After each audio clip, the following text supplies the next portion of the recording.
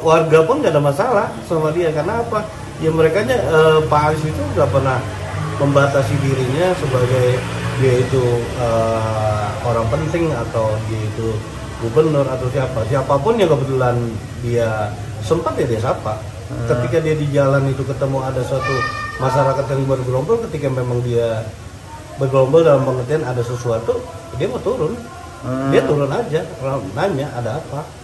Oh gitu. Iya, itu pun kalau memang misalnya dia nggak ada lagi ada waktu ya, nggak terlalu buru-buru, dia selalu seperti itu. Oh, iya. Dia akan menyapa. Dia akan menyapa bahkan turun.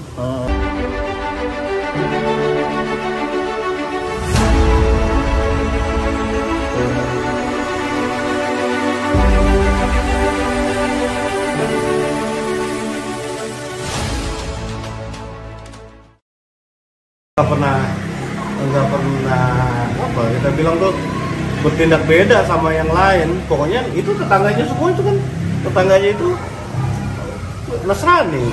RT 06 RW 04 Kelurahan Cilandak Barat. Di RT Bapak ini ada apa itu? Ada warga. Sekarang warga ya. Iya. Dulu gubernur beliau. Pak Anies Baswedan. Beliau sendiri udah lama di sini atau gimana, Bang? Beliau sebenarnya udah lama. Cuma kebetulan dia waktu itu sebelum punya rumah di Lebak Bulus 2 ini. Karena dia ada di Lebak Bulus 1 dulu masih kontrak lah di sana, setelah pulang dari Amerika dia kontrak di Lebak Bulus 1. Setelah pulang dari Amerika, beliau sempat kontrak. Iya, kontrak di Lebak Bulus 1 sana. Nah, dia waktu itu masih jadi Paramadina, Rektor Paramadina. Nah, setelah tahun 2011 dia punya ini ada beli tanah di sini. Nah habis itu dia bangun kan. Nah setelah selesai dia bangun itu tahun 2014 kira 2012 lah, 2012 itu dia udah tinggal di sini. 2012 beliau baru mulai tinggal. Udah tinggal setelah pembangunannya ya. Resmi jadi warga Bapak gitu. Jadi warga saya. Selama beliau tinggal di sini, Abang melihat sosok beliau itu gimana sih? Alhamdulillah kalau Pak Anies itu ya sosoknya ya kalau saya bilang humanis dia. Dia itu ya istilah bisa menerima di level manapun, dari mulai anak-anak kecil sampai dewasa. Memang kebetulan dia punya karakter itu yang sayang sama anak-anak kecil. Jadi kalau ada anak-anak kecil di wilayah kita ini ya nggak peduli anak siapapun ya, kalau bisa dia dukung ya dia dukung, kalau dia diajak main ya diajak main kalau dia. Oh begitu. Terhadap warga sendiri, sosial dia itu gimana, Bang? Ya alhamdulillah, kebetulan saya sama beliau setelah dia tinggal di sini sama-sama sebagai pembina Karang Taruna di lingkungan RT 06 awalnya ya kan.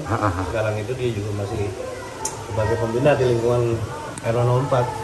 Beliau masih masih di Karang Taruna. Alhamdulillah. Dia nggak sifat itu nggak ada perubahan dengan lingkungan.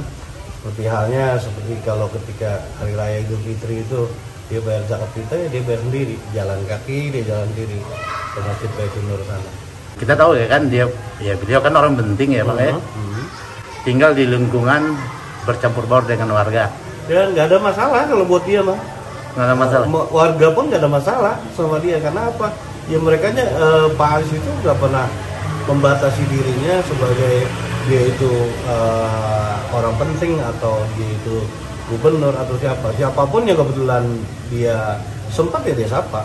Ketika dia di jalan itu ketemu ada suatu masyarakat yang bergerombol, ketika memang dia bergerombol dalam pengertian ada sesuatu, dia mau turun. Dia turun aja, nanya ada apa. Oh gitu. Iya, itu pun kalau memang misalnya dia nggak ada lagi ada waktu ya, nggak terlalu buru-buru, dia selalu seperti itu. Iya. Dia akan menyapa bahkan turun. Siapapun itu. Apalagi dia merasa kenal kan. Iya. Gitu. Dan ketika sholat yang paling ini kan sholat Jumat. Ya sholat Jumat dia masjid dulu itu kan ada di Masjid Waduk itu daerahnya kalau kita bilang ya daerah kumuh, bulan kumuh itu dalam pengertian karena itu di situ didiamin sama pemulung, ya dia sholat aja. Walaupun kalau kita lihat ininya ya lingkungannya ya luar biasa lah. Tahu lingkungan pemulung kan, tapi dia tetap aja istilahnya mau apa sholat di situ. Tetap aja. Dia nggak berpikir masalah harus pilih masjid gede kan. Kan kebetulan di masjid ini ada 3 di kampung ini kan. Itu.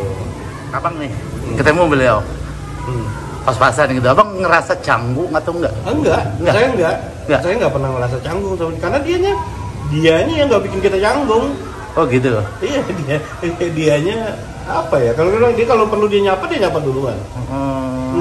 Jadi apa ya? Karena kemarin itu ya mungkin ada keterbatasan, bukan karena keterbatasan dianya secara pribadi, tapi secara protokoler yang mengharuskan dia seperti itu. Dulu rumahnya itu siapa aja boleh masuk.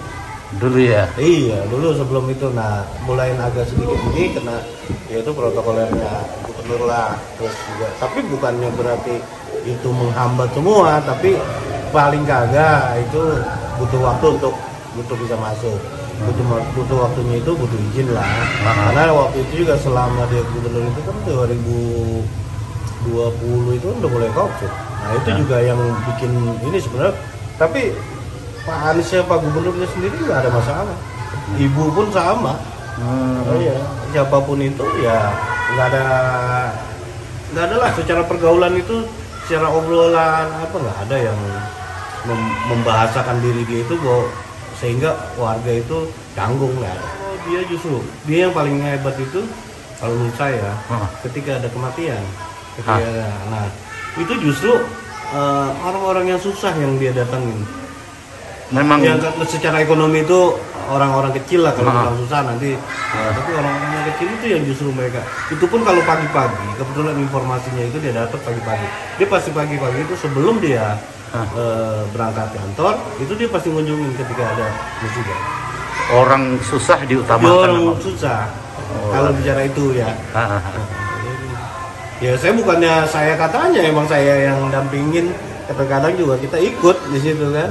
Ya abang selaku kota RT sendiri ya di sini. Iya, justru yang di lingkungan bawah ini kan pemulung apa? Ya hadir. Hadir ya. Iya, tapi kalau yang itu ya mungkin karena bukan nggak mau hadir tapi yang jelas yang seperti ini yang dia sering hadir itu justru orang-orang yang itu. Orang-orang yang memerlukan lah ya. Iya, orang-orang itu. Lingkungan di sini, di sekitaran sini gimana bang selama beliau menjabat di Jakarta? Alhamdulillah. Yang pertama kita diberi keberkahan nih buat lingkungan warga Lebak Bulus, khususnya RW 04 ya. Ini tadinya kan musola yang di sini ya kan. Nah kebetulan di daerah Waduk situ kan ada masjid. Atas inisiatifnya dia berkumpul dengan sesepuh lingkungan ini, terutama ketua yayasan Babul Khairat yang notabene memiliki lahan ini. Akhirnya terjadi kesepakatan bahwa masjid itu dibangun di sini, yang tadi musola dijadikan masjid. Yang dulunya tadi musola di sini dijadikan masjid. Nah kita melihat juga ya ramai ya anak-anak di sini. Nah masjid ini selain kegunaan agama udah pasti ya. Udah pasti. Nah anak-anak ini ya. Ya alhamdulillah nih karena adanya masjid ini ya, karena memang kemarin tuh musim-hujan ya lumayan lah kotor-kotor, tapi ya kita nggak pernah melarang mereka buat main di sini, kecuali memang lagi posisi hujan ini kan. Dengan keadaan masjid ini sebenarnya itu menunjukkan bahwa masjid ini terbuka buat siapapun. Kita lihat dari semua lingkungannya ini kan, ini semua siapa aja bisa masuk ya kan. Jadi kalau ada anak-anak pengajian itu memang berjalan. Kita ngelihat kan ada kegiatan pengajian itu. Pengajian itu. Oh pengajian. Kebetulan TPA itu. Oh TPA ya. Sebelum itu belum ada tuh TPA. Ada waktu itu cuma skupnya kan kecil. Nah sekarang alhamdulillah.